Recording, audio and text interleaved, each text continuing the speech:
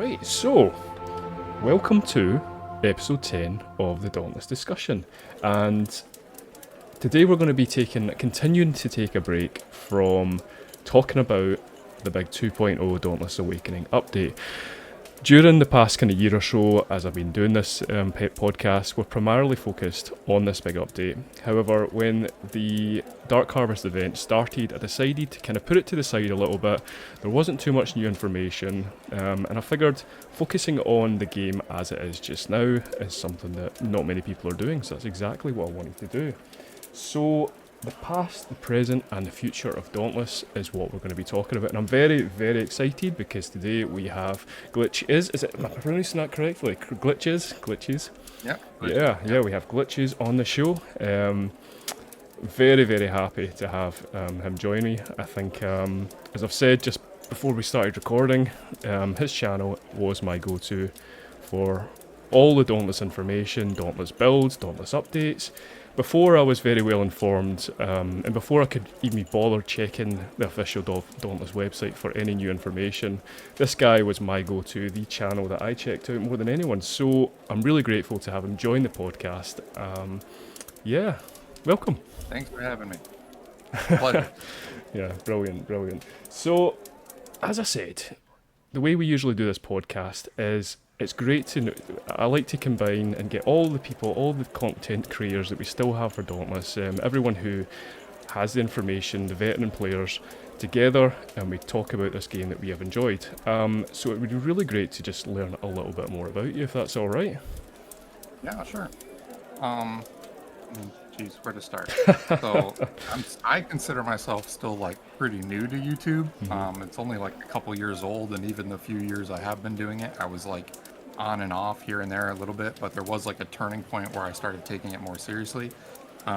For those that don't know, like my day job normally is a professional visual effects artist, a compositor, a lead compositor to be exact, for movies and television and things like that. And that's what I went to school for and graduated with, and got my first jobs in the industry doing that in California, even though I was born and raised in upstate New York. So I kind of left all my family behind and went to the West Coast to start my career in that. Yeah. And I got my name in the credits on my first movie when I was 21. I'm 36 now, so I've been doing that for almost 13, 15 years now. Yeah, and you boast you've got quite a lot of credit. I mean, the Avengers and many other things. I've seen your name there. A lot of Marvel movies. yeah. There's a bunch of them on there. Some music videos and a lot of TV shows. I do a lot of TV and commercial work now too. But I'd say the big turning point was we had the first little VFX strike in California probably almost a decade ago, where a lot of the industry moved to overseas or Canada, and I had to shift my whole career to Canada for a little while. So I ended up moving to Vancouver, BC, because that was just above California, and started doing visual effects there as well. And that lasted probably 3 or 4 years. I was working there, and it was going good, but after a decade plus of being on the opposite side of the country of all my family, all my friends, I was sort of looking for a way to get back to the East Coast, and one of my old supervisors, who's a good friend of mine, he had moved back to the States and got a job in Michigan, which is where I live and work now, which is on the East Coast, closer to my family. And he reached out to me while I was in Vancouver and was like, "Hey, we're looking for a lead compositor.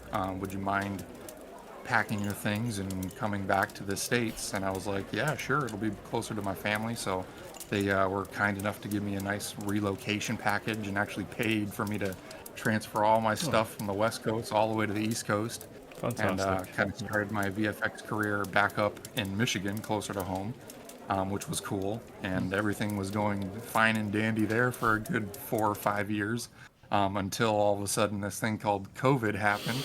Yes, And then, yes, impacted us all. And, the company that I worked for in Michigan, Michigan's kind of known for their automotive stuff. It's like the Motor City, people call it. So I primarily did car commercials, and our number one client was actually GM. And when COVID hit, GM basically shut its doors overnight for a very long period of time. That must have been very tough. Yeah, and so when that happened, there was like almost no like automotive work that needed to be done visual effects wise. So I woke up one morning got on my phone call for my, daily morning meeting, and it ended up being my supervisor, Craig, that got me the job, Wow. and HR telling me, hey, unfortunately, the company has to lay off like half of its employees today because of just downsizing and budget cuts and things like that. And so I lost my job. I was unemployed. And once that happened, I was like, all right, I need to A, keep my skills sharp and still do something, but B, like also make money and try and do something that I enjoy, but can still, use the talents Yeah. that I know. And so that's when I dove headfirst into my YouTube channel and actually started taking it really seriously. Because I was only, a couple hundred subscribers at that point, and around that time I was playing Dauntless, and I was like, you know what, this is like a nice little like niche game. They do have a partner program that maybe someday I could get Yeah. lucky and And it's not an be overwhelmingly chosen. large game like WoW or a Blizzard game or Yeah, something like that. So it's something you could exactly. kind of get involved with. Yeah. Yeah, yeah, there was like a slight chance there if you worked really hard. I was Yeah. like, maybe, fingers crossed. And I made content for Dauntless for like almost 6 months to a year, probably even longer as I was growing, because I didn't even meet the minimum requirements for the partnership or anything at that time. But I just stayed consistent and kept doing it, and was just doing it for the fun of it, Yeah. because I enjoyed it. And I guess eventually the hard work paid off. So people like noticed my content and liked it, and they kind of reached out to me and asked me to join the team, the partnership team or whatever. And Great. then it kind of got even more serious after that, because we had like not scripted content, but partnered content, and we got benefits that helped Expectations our and community. things like that. Exactly, yeah.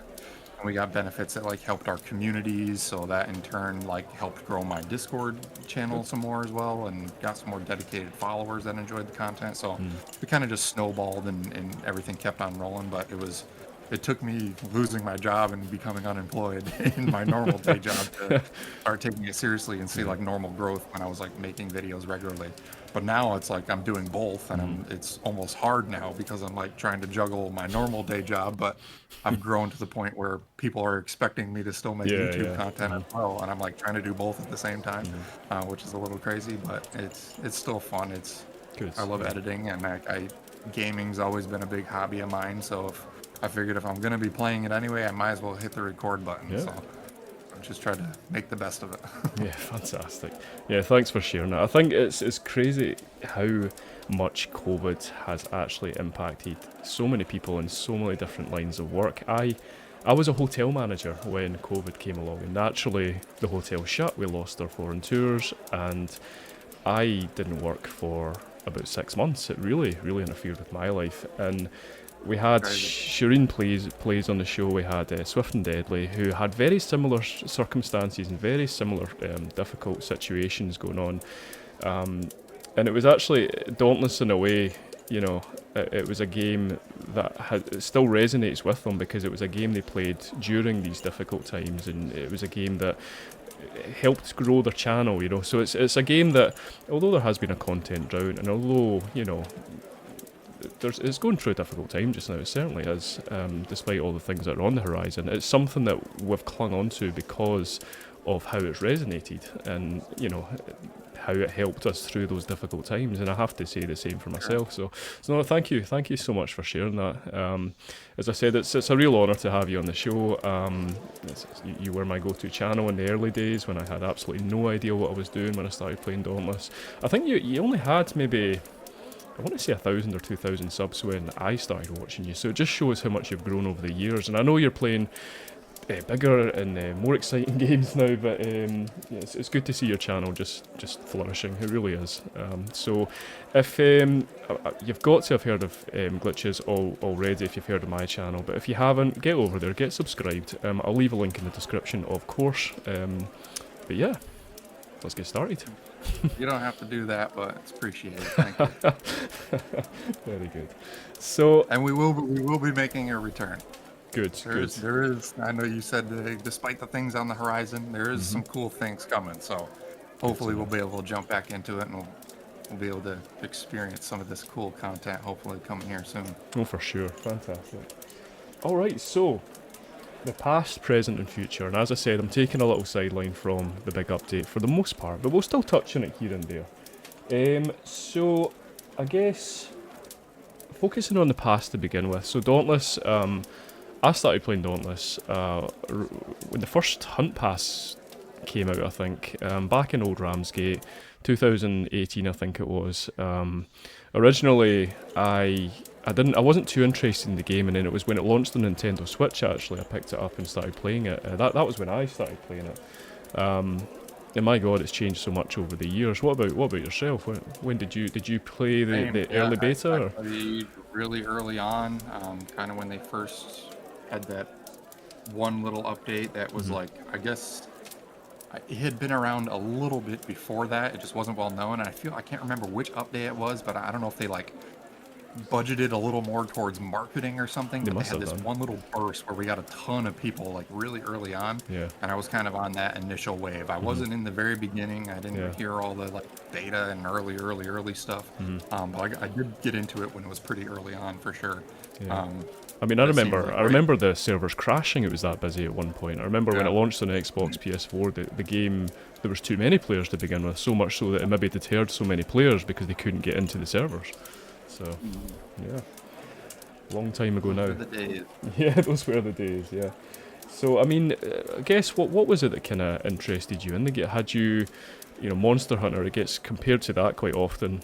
Yeah, I was never. I mean, it's funny because now I play a ton of Monster Hunter. Like, Yeah. I'm looking forward to Monster Hunter Wilds. I Same. Yeah. played a ton of Iceborne, things like that. But the older Monster Hunters, I never got into. So Dauntless was like the first Monster Hunter style game that I played that I actually like really enjoyed. And I think probably because another big reason was early on, it was one of the few that I had experienced that had like a decent social aspect to it as well. And like you were fighting these big behemoths, but like with multiple friends at the same time. And I had never played the Monster Hunter games before, so it was the first time experiencing that. Yeah. And I kind of just got addicted to it a little bit. Yeah. Because I had a core like good maybe 2, 3, 4 friends that constantly played it as well. Yeah. And I think that helped like kind of motivate me to play it more because we were all playing it, and it was definitely like more enjoyable when you had a bunch of people with different builds that were kind of like cooperatively taking them down. So I think I stuck with it longer because I had multiple friends playing it too. But then as things progressed, and obviously some of the earlier issues that we had got ironed out with some of the later patches, and then not so much at the point where I was a partner yet, but like some of my other friends may have gone on to other things. I still played it because it was ironed out enough to that point where I was still having a ton of fun, and the build crafting that they were making in it made it possible to still solo a lot of these bosses, and it wasn't so much you have to have a group or you have to have these maxed out or whatever. It was more of like a skill-based gameplay where if you played that behemoth enough, you learned its moveset, you knew the timings of all the animations and things like that, you could still take these guys down solo.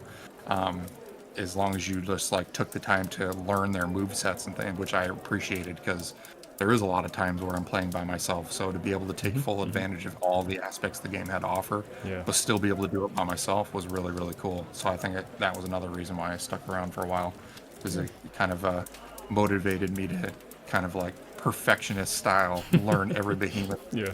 every move, all the timings, everything. So No, it's that was fun. exact same. I had never. Well, I played very briefly one of the Monster Hunter games, the one in the 3DS. I think Generations, I think it was called, but very briefly. There was something about kind of spam attacking a monster that just it didn't really do it for me to begin with, and then started playing Dauntless, and again, I kind of hit a little bit of a brick wall.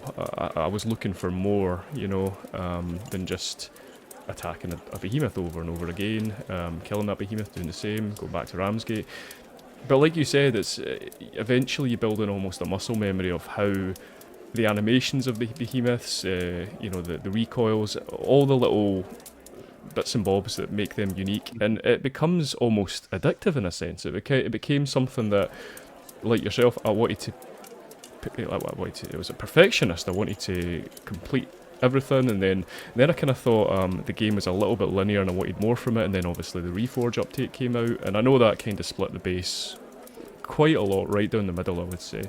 It ticked the right boxes for me, I would say. I think the Stay and Slay really, I really enjoyed that aspect of it because I wanted more of a, not a linear hunt back to Ramsgate experience. I wanted more of a kind of exploration, kind of just more smooth experience, and I think that's what kind of that's why I got so much more enjoyment from it. So yeah, I think that really changed it for me, I would say.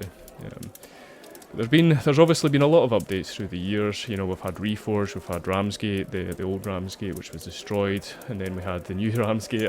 I was on a bit of hiatus between that moment, so I missed the whole saving old Ramsgate event which was going on at the time. I missed all of that, and then I came back and I logged in, and there was a new Ramsgate, and I thought, whoa, this is cool, this is so much more exciting, there's so much more to do. A few years down the line I really started to miss old Ramsgate, just the simplicity of it and the aesthetic, and then we got it through the Gauntlet.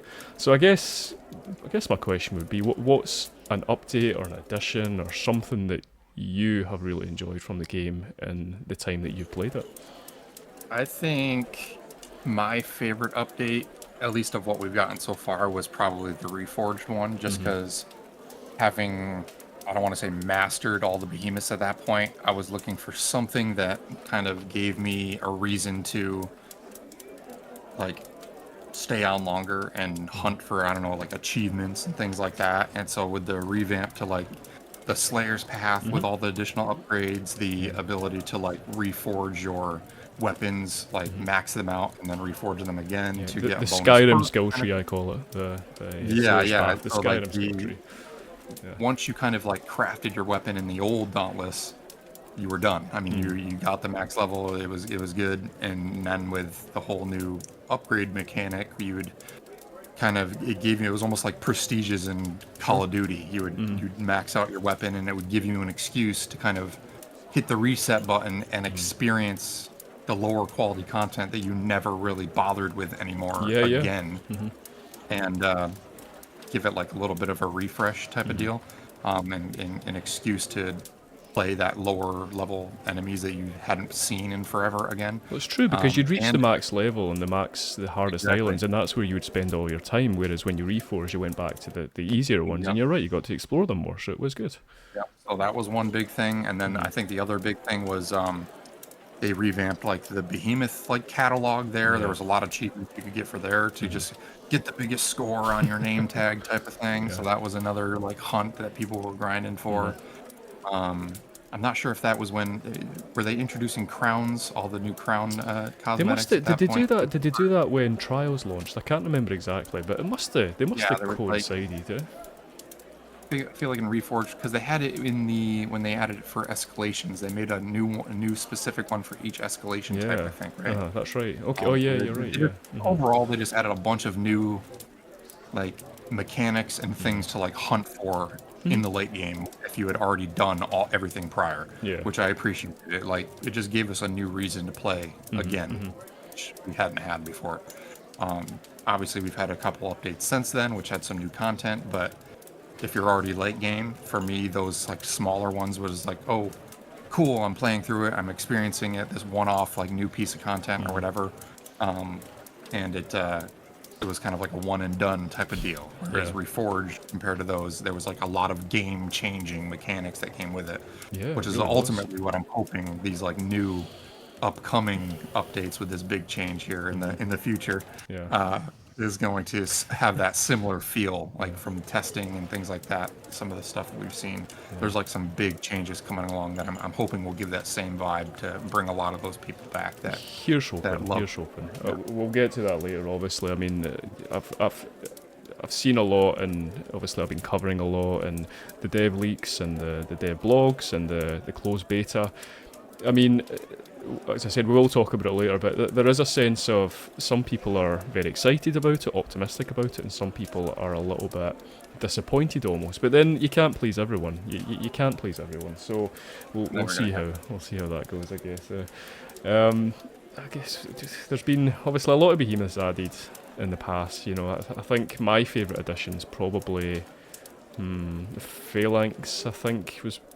I really like the lore around that behemoth. I like the island, probably my favourite, or the Savite. I really like the music, and then I don't know, you just feel like a ninja fighting that thing. So I think those are the two of my favourite additions of behemoths added to the game. What about yourself? I surprisingly was a big fan of what was it, the Chronivore, yeah. Chronivore. Yeah, I liked Umbro. the vibe of that whole update with like Yeah. the semi-futuristic, like not Egyptian, but like Yeah, it was like going to an it was Aztec a pyramids futuristic and and yeah, Aztec theme, yeah. which I kind of vibed with, which was kind of cool. And it was just such a different behemoth than what we'd faced before. Yeah. So I liked that update. I did like the phalanx and how they introduced that. You had the cool like designated battle arena in that first Yeah, area on yeah. the new It's like a all the blade mutated work. behemoth or like it'd been Yeah, interfered with. I like that kind of stuff. It interests me. So, yeah. So those two were probably my favorite updates. yeah, good. Uh, Updated behemoths. That's sweet. So, moving on to the present, I mean, Dauntless, well, it's been out for, what are we on, we're 2024, so we're talking about 6-7 years now. It's kind of been with us 6-7 years. It's around about there, Yeah. it's got to have been. So, the present situation, it's been fairly bleak in terms of updates, and it was last summer, they basically, so we've had the same load screen for about 2 years now. I said it in the last chat, the last podcast, and I'm sure the one before. I'm sick of looking at a layer. I've seen that load screen far too much. It's the game hasn't really had any great additions for about 2 years, and they stated last summer that they were going to be working on a big update and they're going to be overhauling the game. However, in the meantime, there wasn't going to be anything new, and that's been the present situation for the past essentially year and a half now. And I think it's obviously deterred a great percentage of the player base. I know that, I mean, I know you're not currently doing content for Dauntless. Is that maybe one of the reasons what kind of put you off playing regularly? Do you think that would be Yeah. it? Yeah. So like even after I had gotten offered the partnership and things like that, and I had to start taking the channel more as like a business mindset. Yeah, yeah. There wasn't as much of an incentive to kind of stick with it anymore because a lot of the players were dropping off. They like openly admitted that they weren't going to have a lot of new content. Anytime an update did come, especially for the battle passes, everything was just a rehash of the same one we had already gotten. There was no new armor. There was no new nothing really. So that was a big reason. And also, there was a lot of other bigger competitive games that were coming out that, like, if you're not first, you're last kind of thing on YouTube, that if you had any remote inkling to cover some of the stuff, you had to do it right away. And I was fortunate enough to have some of my content for some of the other games kind of pick up, and they did well and helped me grow the channel to where it is now. Is it Once Human? Because I noticed Once a Human. huge change in your channel once you started covering that. It was thousands and thousands of views and subscribers after that. I'm sure is that the one that kind of made it for you, would That you was say? the one that skyrocketed, and they had a partnership thing with them too, and I was chosen for that very early on. Oh, brilliant. Since the beginning of launch, even beforehand, I was considered a partner with them. So that was a big channel swing for that, and that's the main reason why I've been focusing on that game. That being said, like we were saying, there's obviously a lot of things in store for Dauntless, and there's a reason why they took a year and a half, 2 years to get these updates out. So I'm expecting it to be a big game-changing update, and I haven't stopped liking Dauntless. I was just getting tired of playing the same thing over and over and over and over. You know, That's it. as soon as it drops, hopefully we'll make a big return and play alongside you as well, and we'll kind of show me how it. it's done. That's it. Yeah. I have to agree. It's I guarantee you're better than me. I guarantee I'm going to be so I'm not going to know what to do. All my key binds are probably all off. I don't know what it's I'm going to be starting from square one again, probably. well, I've reached a level where I'm fairly competent, fairly good at the game now. It's took me a long time to get there. I'm quite a slow learner. However, some of the channels that I've had on the podcast so far, Swift and Deadly, he is an immense player. Like some of the inventive ways he comes up with killing behemoths, and Eyes Fluffy, who is reforged. He's aiming for 1,000 reforges before this big update, and he's nearly there. I've been keeping an eye on it. He's nearly there. Crazy. I'm not that level. I never will be. But I feel like I think I'm like 20 something maybe. 20, Yeah, I'm not 30. too I'm far not ahead. close. Yeah. So it's pretty crazy, but I think when obviously this update comes, we'll all be back at square one. I mean, we'll know the animations, we'll know what's what, but in terms of our progress, we're back to stage one again. So Yep. yeah, anyone's game. So yeah, we've really just had, it's been dev blogs, it's been dev leaks, we've had Crudge. I don't know if you're in the know about Project Crudge and how they're doing with that. Mhm. And the new hunting ground island, the Twilight domain, I think or is it the Umbral domain? It's something domain, I'm sure. It's a new Umbral island. It looks pretty damn good, I have to say. Yep. Uh, May have seen a few things. I feel like you're holding out on me there. I'm honestly not even sure what I'm allowed to talk about and not talk about. Like, It's but I'm fairly patient. I can wait. I just report on what I see, and I scour the internet looking for every little bit of information.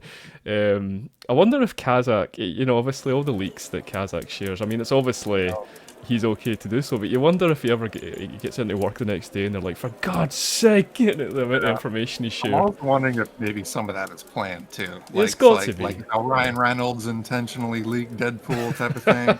It's like they know they don't have the update ready yet, but they got to give us something. So it's like, oh, let's leak a few things here. Yeah, Oh, my bad. or he has one Yeah, too many it's a drinks on a leak. Friday night and he just goes wild on, Yeah. on Reddit. But yeah, I think I've kind of the simplicity of sharing some of that, sharing those dev leaks and going over these dev blogs. It's actually been kind of nice. Obviously, that's kind of what my channel's been based on for the past year, is just talking about rumours and speculation, and credible rumours and speculation, not just bullshit, So Yeah. I think when the update comes out and all this content's here, I'm going to be overwhelmed, I reckon, with all these things I'm going to have to talk about. So yeah, Definitely a lot of stuff. A lot of stuff coming. that makes me very happy. That's very good. I know you're holding out for me, but I can respect your your integrity here. Yeah. So I guess moving on to the future briefly of Dauntless. This update's going to come out. We're currently in the closed beta phase. I have not played the closed beta. I wasn't. I've not played it. I've not been Neither have I. selected, which makes me think it was completely random, because I'm looking at, again, some of the community that I'm involved with. Eyes Fluffy. That's where I've been getting all my updates from. He was fortunate enough to be selected, but then I'm looking at some other big channels who haven't, so it makes me think it's completely random. And I'm Yeah, I don't know seeing, if they were like selecting sort of like active, yeah, continuously active players, but like I spoke to Aurelia, I spoke to a couple of developers long before the beta even started, Right. and they're like, "Yeah, we're gonna get you in." I threw your name in the bunch. I I'm like, remember you "Get saying, Dragonheart yeah, in I there," remember you and I'm saying. like, "Get him in there too," and they're like, Uh-huh. "Okay, cool."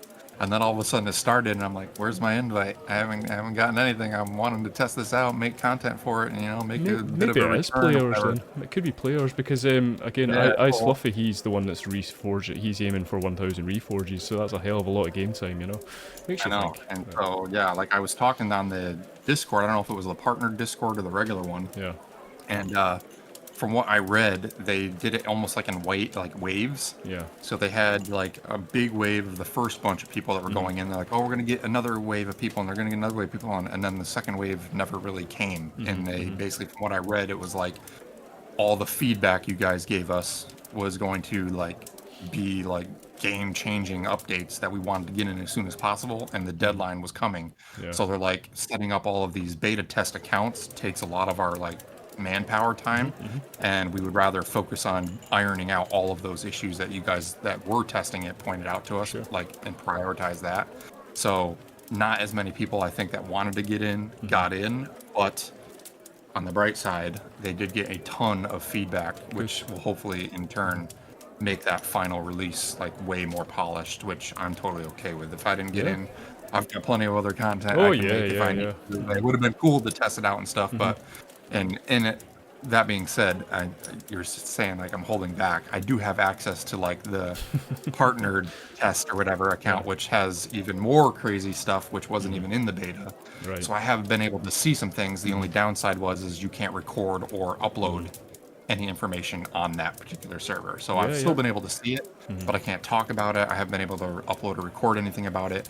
Whereas in the beta, I would have actually been able to play and bring people in and upload some footage of it and kind of try and get people hyped. So that was one thing I was a little disappointed in, but at the same time, I was still able to see some really cool stuff that I'm really excited about that I think a lot of people are going to like. And I mean, from what they've kind of shared anyway, there isn't too much new additions anyway. I mean, the weapon swapping was there, a couple of slight changes to Ramsgate, the new the UI, sorry. There wasn't enormous changes, so I think if you're seeing someone playing it and someone sharing the content on YouTube and Reddit and Twitch, that's enough really. There isn't really enough to kind of share. Yep. And I seen from what I watched, that there maybe was a bit of sense of almost kind of disappointment in a way. I think some people were expecting more. There was a concern obviously with all the issues that the dev company have faced, that many of the new additions had been abandoned or set aside. I like your not your optimism. I like the way you're sharing this information. It gives me a positive feeling, because maybe I was starting to think that I will, without spoiling anything, I will say there is a lot of features, good, both planned that are guaranteed to be coming out, and that are already in the game, at least on the versions that I have tested, that are not in the beta, that Fantastic. will be at full release, that are either completely game changing, will revamp how we make our builds. You've even talked about it in previous videos about how they've got a timeline already, potentially for multiple new behemoths down I've the got road. she-behemoths planned in the future, and hunt passes in the future. Not just one or two here or there. They've got a game plan for a bunch of cool stuff lined up to hopefully be consistent once this big update happens. So there is some cool things that if I'm coming out of a 1.5-year, 2-year hiatus to play it, there's a reason for it. It's going to be pretty cool. I'm hoping so. There is some cool stuff. And features that are definitely not in the beta that have been talked about that are going to be pretty cool. I can't tell you how happy that actually makes me. I mean, obviously, I can only. I'm not a partner. I'm just a very enthusiastic player who shares as much as they can. So it's like, it's to hear the positivity, because there has been a lot of negativity. There's been a lot of skepticism. There's been a lot of, the devs are struggling, so they're just gonna make some slight changes, and then that'll be that. So to actually hear that there is going to be genuine additions to the game. I mean, I got to this stage kind of not long ago where I was thinking about it, and I thought, you know what, as long as they just have some regular updates planned, some regular content updates, a new hunt pass here and there, a new behemoth here and there, I'd be happy. That's all I need. But to know there's a lot more than that, and I can see from your face, hopefully there is, that makes me very happy, and I can imagine a lot of people that will be watching this podcast will be very happy with that as well, because they have exactly the same amount of information as I have, which is not the full picture. So thank you for sharing that, the cryptic information that you have. I appreciate it. There's a lot of things that the players have requested and wanted that aren't even part of hunting behemoths and things like that we've just thought would be cool to see in the game. There's several of them that are in development that will be added to the game. I can already see my comment section going crazy over that. The amount of time sky fishing and Ramsgate racing and pets and all that has been talked about, it spams my comment section. So I can already see that exploding when this podcast goes live. So that's very exciting. Good to know, man. Very good. That's how the future is looking. We've had all the leaks, we've had all the information, the pets, the she-behemoths, the speculated bow that's on the horizon. We were talking briefly about Dauntless 2 in the last episode of this podcast, because it was one of the kind of new additions to this podcast is that I kind of take a look into Reddit at some of the interests and posts that have been shared, and just something that I think would be good for discussion. And someone had obviously talked about, if you think this, if this update doesn't work out positively, if it doesn't bring in the player base, do you think they would just move on and do Dauntless 2? And me and Shireen, who talked about it in the last podcast, we kind of agreed that no, I think if this didn't work out, there would be no Dauntless 2. This would have to work out for a Dauntless 2. I'm quite happy. I'm not someone who looks for cheat codes actively. The main console I play because of the life that I lead, a busy life with a kid and a very busy job. Nintendo Switch is my primary console, and I'm one of the few people that does not actively want a Switch. I would take it, but I'm not looking for a Switch 2. I'm quite happy with the capabilities and quite happy with what we have just now, and I felt that way from the beginning. You've had those channels on YouTube who are sharing Switch 2 rumours since 2017, you know. I'm not one of those people. So Dauntless 2 isn't something I would be actively looking for. However, you want to see a future. And we kind of agreed that were there to be a Dauntless 2, this would have to be a success. Is that something maybe, you I have an agree. input I on? think it would have to be a success, but personally, just from a professional VFX artist person who's worked on games in like a actual pipeline side of things too, I don't think they would even ever do a Dauntless 2. They would do another Reforged or whatever this type of update's going to do. I think it's always going to be Dauntless with the team that they have now, like revamping it from the ground up and doing a whole new title and everything. I think I'm not sure if they have the manpower or the time to do that. I think it would more be just Dauntless reskinned, I guess, maybe, and they would boost potentially how it looks a little bit and mechanics of how things change. A lot of that I think we're going to see with this next big update. Like, to put it into a little bit of perspective for you, again, to try and not spoil anything. On these test servers, at least the partner servers, we had an account that we've been using for a good 2 years now. And anything that we unlocked, we kept and things like that. And when this big update came and they allowed us to test it, and obviously I won't say anything, but Yeah, no, of course, no. I wanted to start fresh just to get an idea, because a lot of the things that they're changing, which they even talked about in the previous stuff, was like revamps to like the story and like for new players and things like that. And so I literally created a brand new character, and I'm telling you now, from starting fresh with a brand new character, getting up to even just like the first few levels, it felt like a completely different game with this new update. Good, Just the because style of it. good. I could see myself kind of wanting to do that, to be honest. I mean, I created my even looked character. up Aurelia and was like, is there a way that I can wipe my account clean, but like keep my cosmetics that I paid for over the last like 6 years, keep my like maybe my uh little cores and everything that I've collected, but just like reset my level so I can rank everything up again, type of thing. I'm assuming you got told And no. no, I think the only way you can do it, is to just do a full wipe, which gets rid of everything, which is kind of annoying. But I was debating on doing like a Zero to Hero series maybe, because I was just enjoying playing from the beginning again. It was like I would watch refreshing. that. I would watch that. Yeah. It felt totally different, like how you make your builds, how you design your character. Like you said, they've kind of already talked about it. They're revamping the UI. It looks completely different now.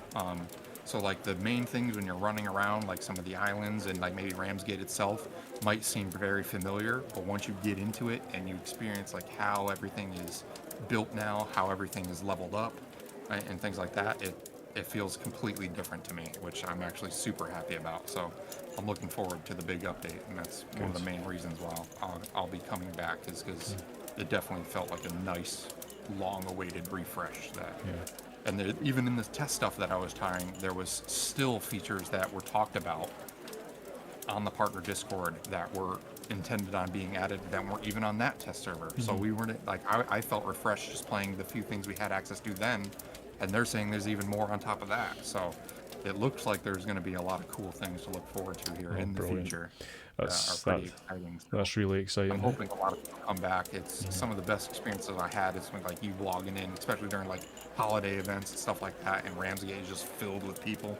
So I love those moments when there's just a lot of other players running around. And Yeah, me too. The Dark Harvest is great for that. Kind of vibe. We just had a big wave of people, and just seeing other players jumping around is always cool. It's true. Imagine, like we've watched the game sink, and the events, like the Dark Harvest and the upcoming Ramsgiving event. You see a little influx of players here and there, However, imagine just seeing everything filled out again, the player base rising again. That would bring me so much joy, because I want to see them do very good. I want the game to do very good. It's something that brings me a lot of enjoyment, and I care about deeply. So that would be a really good feeling if that was the case. So yeah, thanks for that.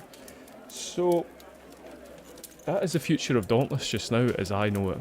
There's people that know much more information than I do. There's people that, have different perspectives, and it's, in my opinion, it's exciting. And this podcast, so far, has already filled me with much more excitement than I previously had. So thanks to yourself for that. Actually, I really appreciate that. I understand you can't share the information, but knowing that there's positivity out there has changed my perception quite a lot. So, and hopefully it changes the perception of people who are watching this podcast when it releases. As I said, we're into episode 10. It's been hard work getting all the information for the past 9 episodes, and reaching out to other content creators and putting it all together. But it's brought me so much joy, and it's something that I'm going to continue doing when the update finally does launch. I'm planning on branching this podcast out to a second season almost, so I'll kind of restart. When I first started this, I had no podcast experience in any way whatsoever, and they were very poor quality to begin with. It was just me talking awkwardly into a microphone, and I've learned a lot. I've learned an awful lot from people like yourself, and just from trial and error and all the issues that I've faced. It's something that has progressed quite a lot, and there's not many Dauntless podcasts out there. There isn't. So it's not a lot of Dauntless creators, no. honestly, and that's why I give you more props than anyone, because of the few. That's why I say, like, you deserve so many more subscribers Thanks. and followers of your content, especially in the Dauntless community, in my opinion, because some of my random one-offs that I've made get all these views, and I'm like, I'm not even like playing the game, but you've literally been consistent and following every step of every update coming out, even during the lulls and then the quiet times of this game. So huge respect for you on that, and we're definitely going to be playing a bunch. I have a feeling when the update comes, I'll be happy to play alongside you. I think it's going to be really cool working with you some more. A lot of fun, And, yeah. I'm excited. For sure, yeah. So, thank you for that. I appreciate that quite a lot. That means a lot. So I guess the next thing to jump into, we've talked about the past, we've talked about the present, we've talked about the future. There's only so much you can talk about. The next thing to really talk about is the Q&A that I put out. With these podcasts, I've been dropping a Q&A on my socials, and I've been getting some really good answers, so it'd be good to kind of dive into the questions that I asked. I didn't state who was going to be joining me for this episode. I left it cryptic. I said I've got, a big channel that's going to be joining me. I'm very excited. Looking forward to it. Have a guess who you think it is. That was the first question. And I had some more questions that followed after that. Let me just dive right into that. So over on X to begin with, there we go. So the questions were, hi everyone, I'm glad to share with you that I'll be joined by sorry, don't blush, a juggernaut of the Dauntless community for episode 10 for the Dauntless discussion. I literally am blushing. Well, you can take what you can get in this life, so enjoy a compliment. So, firstly, I'm grateful that this Dauntless creator will be taking the time to join me for this episode. Don't miss your chance to join the chat. For episode 10, we will not be prioritising the Awakening update, although we have talked about it a little bit, but you can't avoid it, and we'll focus more on the game as a whole. So the questions were, which channel do you believe might be joining me for episode 10? Question 2, since release, what has been your favourite update to the game, which is something we've talked about. Question 3, what has been your favourite build you have created? And question 4, what would bring you back to Dauntless or encourage you to continue playing? And I've asked that previously in the past, but it's just a good question, I think. So right there on X, we had a answer from Shireen Plays, who's been on the podcast about 3 times now, I think. Really, really good to chat to. Very positive. So much positivity in her channel. She gets so excited about new additions and new updates and things like that, and it's really enjoyable. It's something that I think Dauntless needs more of. Your podcast, right? Episode 9. Yeah, that's right. Yeah, that's Shireen. Yeah, fantastic. So the question, so in answer to who she thought the channel would be joining, she would now know who it is because she's in the Discord chat that I've just invited you to. So she thought Odo. I remember Odo from back in the day. Obviously incorrect, Shireen. Question 2, the Void Runner Umbral Escalation update. That's a pretty good answer for what's your favourite update to the game. Their favourite build, Shireen's favourite build, is the most recent Warpike and Axe build. So much part and wound damage with limited health and the discipline cell attached. What would bring you back to Dauntless or encourage you to continue playing? Shireen says, I'll play the game as long as there are behemoths to slay and good traversal, which again taps into that positivity. Fantastic. I think I have lost my screen. Sorry mate, just trying to get back on there. There we are, we're back on. OBS kind of lost, it kind of whacked out there a little bit. Yeah, so good answers there, awesome answers there. Anything you wanted to kind of add to that? Void Runner Umbral Escalation, playing the game as long as there's behemoths to slay and good traversal. Very good. We kind of talked about it a little bit before we started hitting record, but the Frost escalation would probably be my favorite escalation update, mainly because they used my build as the example. We kind of talked about that. So if we're going into favorite builds, that's probably my favorite, just because it's kind of what got me known is my little support build. Can you share that? That was such a good. Can you share that again? Because that was such a good story. I really enjoyed that. Yeah. So I even before I had a following, like I was like, I like this game, but everyone is just about max damage, max damage, max damage, max damage. The more damage, the better. That's all you care about. The faster you can kill a behemoth, that's all that matters. And everyone was like, there was a diehard, like, fanatic Dauntless community where that's all people cared about was max damage. And I went out on a limb and I made a support build. And I was like, the devs need to look at this, because if they're going to want a variety of other players to play this game, they have to have a build variety as well. It can't just be the same cells that everyone's using for every single build, the same weapons, the same kits, everything. If multiple people, especially if we're playing with a group of friends, sometimes people like to have roles and different things like that. So I went out on a limb, I made this support build, and it got flamed so hard. I mean, it got shared. It was one of the most watched videos on my entire channel. It blew up, tens of thousands of views. The good old Dauntless community. And none of it was for a good reason. You look at the links and it was like, Reddit was like, this guy's an idiot. What is he talking about? Ha ha ha, LOL, you know, support builds with damage over everything. And I'm just like, whatever. I'm getting my ad revenue from it. People are viewing it, so at least I'm getting views on it. Yeah. But then sure enough, about a week before Frost Escalation release, Aurelia, one of the game developers, I remember this like it was yesterday, she DMs me on Discord, and she's like, hey, I wanted to reach out to you and thank you. And I'm like, for what? And she goes, we came across your support build that you made, and it's the only one of its kind, and we have a new escalation coming out. We haven't talked about it. At the time, it turned out to be the Frost Escalation. No one knew what it was going to be. And we have this new avatar type system that we're implementing, and one of the avatar themes is about support builds, using shields, using all the types of things that you talked about in that support build that you made. And we based how that support system avatar was going to work around the design of your build. And I'm like, no shit, that's pretty cool. So I was kind of hyped about that, and still, like, I wasn't getting any positive reviews on that build at the time. But then Frost Escalation dropped, and all of a sudden everyone was like, holy hell, now we have an excuse to do support builds. We get these cool combinations where the more shields we get, the more damage we're going to get. It's actually going to be something viable now, you know? And then all of a sudden that video took like a 180 turn, and then everyone started using that build, because I was the only one that was brave enough, I guess, to like go out on a limb and do something different.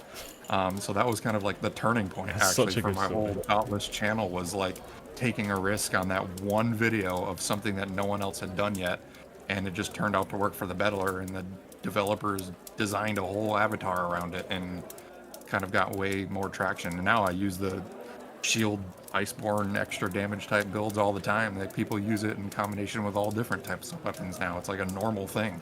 But back then, it got hated on so much that like no one wanted to talk about it. They made fun of it so much. It was cool. But that's my favorite build, just because it was Such a my good story, yeah. one of That my is favorite build. the last two builds I've shared have both been support builds, and they're talking obviously about in this update moving forward that a lot of the behemoths are going to be harder to kill, so you're going to need support builds. You know, maybe not so much veteran players, but you're going to need support builds because you know more similar with traditional MMOs. You've got the healer, you've got the DPS, you've got the tank. I think having that aspect in Dauntless adds so much to the game. There's so many more, so much You gotta more have build powerful. variety. Yeah, definitely. So I love that story. I just had to hear that again. So thanks for sharing that one. And as I said, I used that build, so it's obviously not that bad. So then again on X we have Phoenix Artea, who question one, Mr. Trails. That's who they thought was going to be joining. Always the top 2, 3. Top two, every yeah. time. Mr. Trails, I mean, is back on Dauntless, so that's probably what encouraged that one. Second, so to answer the second question about the which release has been your favourite, Phoenix Artea states the Phalanx and Blazeworks, which we talked about earlier, so good choice for that one. Talking about genetically enhancing behemoths, great choice, I would say. That was a really good update. That was one of the more recent ones, I believe. So yeah, there's not been too much added since then. Phoenix uses the Bastion Omnicell, so high shield. There you go, high shields, which can be used for high attack. Where does that sound familiar? And in relation to moving forward with the game and encouraging players to come back, they believe that a new weapon, more unique quests, and new behemoths. So fairly standard additions. That's what seems to be that seems to be an expectation there. Right. So just jump. So I got a few more answers over on YouTube where I shared it in my community feed. I'll just jump over there. 2 seconds. Sure.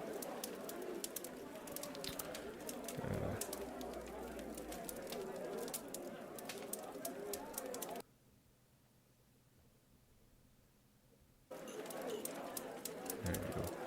So, all right. So Newts. I love that name every time I see it. So they stay, oh heck, who is it? So glad to see another episode. Not a lot of info from the devs the last month or so. To my answer to the question says, Mr. Trails, I seen he is on Dauntless finally, or remember Glitchiz joining your chat for the last episode. So there you go. Glitchiz, there you go. Got one. Fantastic. In their defense, I have been a little MIA lately, so I don't blame them. There you It's go. been quite a while. Yeah, you got there's the right answer right there. Favourite update was when they added the gauntlet, which I remember watching your gauntlet video actually. I remember you releasing a video on that one.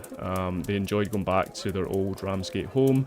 In relation to favourite build, they say the Tempest build, a lot of speed and dodging, and in relation to the game moving forward and ensuring the player base continues.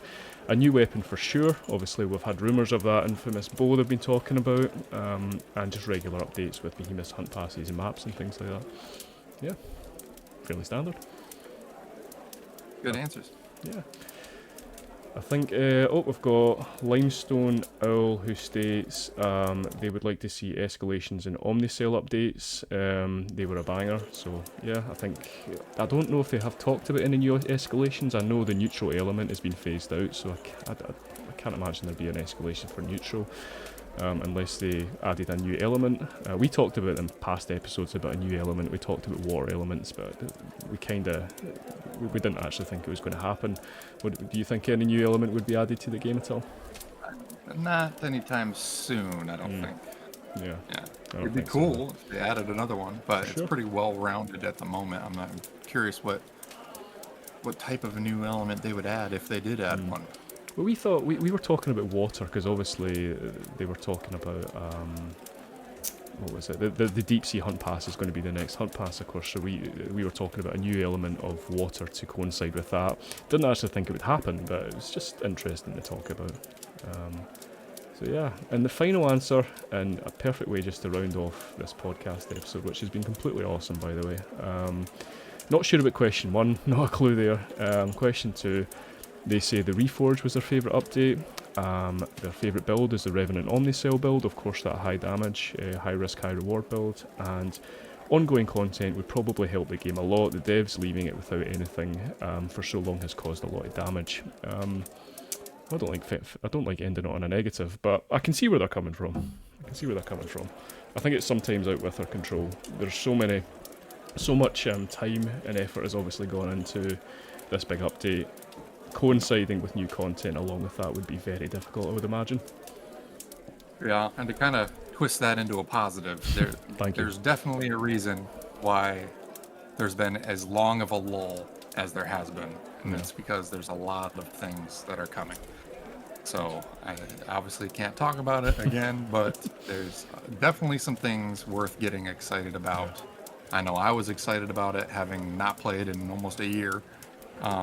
So it's going to be really cool. And honestly, again, from a professional's perspective, it's not as easy as it looks to like implement some of these things. It can take a really long time in a big team. So especially if they have a smaller team now, I would rather them take the time, iron it out, and make it as perfect as it can possibly be, even if it takes them a couple extra months or whatever, and release something really, really cool, than have them throw it out there because people are getting impatient and then have a bad launch because there's so many bugs or whatever going on and it turns people away.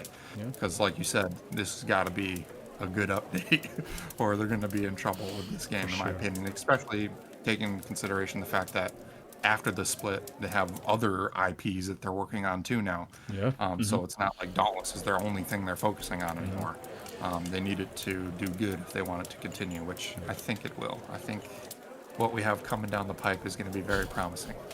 Thank you for spinning that into a positive. I'm quite a positive person. I'm not a yes man by any means, but I like to focus on the positive, and there's plenty of positives out there. And I feel like from this podcast, I feel like there's so many more now. So this has been really encouraging. It's also the community too. That's another reason why I just love Dauntless is a lot of the core people in the heat of it when it was really, really big and you're playing it. Even though they may have been like you had your monster hunters and your whatever that may have had the size and the scale and the bigger following budgets, than this whatever, but the players in Dauntless for the longest time that legitimately enjoyed it, they legitimately enjoyed it. Like everyone always had a happy vibe about it, and it wasn't like a terrible like online community type of thing. It was always people wanted to see the game do well, and that's I think one of the reasons it's lasted as long as it has for being as simple overall of a game as it has. So for sure. I mean, you're always going to get that negativity. You're always going to get people that will say, "Oh, dead game," or "Oh, the devs don't care," all this kind of stuff. But at the end of the day, you know, the real players have stuck around and are still talking about it. And if you type into the chat in Ramsgate, you need help with something, or if you put on a Reddit, someone's going to help you. And there's not a lot of games where you get that. So I agree with that.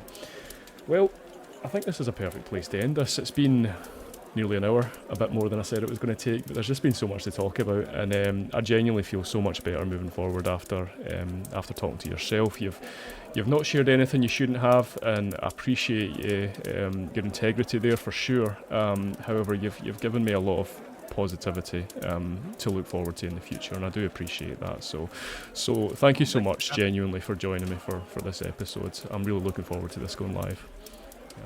Likewise, and thanks for having me. It's been a blast. It really has, yeah. Invite me back again sometime when we got some really cool stuff to talk about. Damn right. Not speculation or rumors. We have genuine content. That'll be exciting. I can actually say something. Yeah. As I said, it was modest when I first mentioned, but get over to his channel. You're probably, if you're subscribed to me, the chances are you're already subscribed to him. Glitchiz. As I said, I'll leave a link in the description below. Go and check out his content, second to none. Even the newer content, which doesn't focus on Dauntless, but it's just such a good, well-rounded channel that I would definitely encourage it. So get over there, get subscribing. Yeah, I think we'll be coming back. We'll be coming back. Good man, good to know. This has been great. I appreciate you stopping by, as I've said. And until next time, see you later.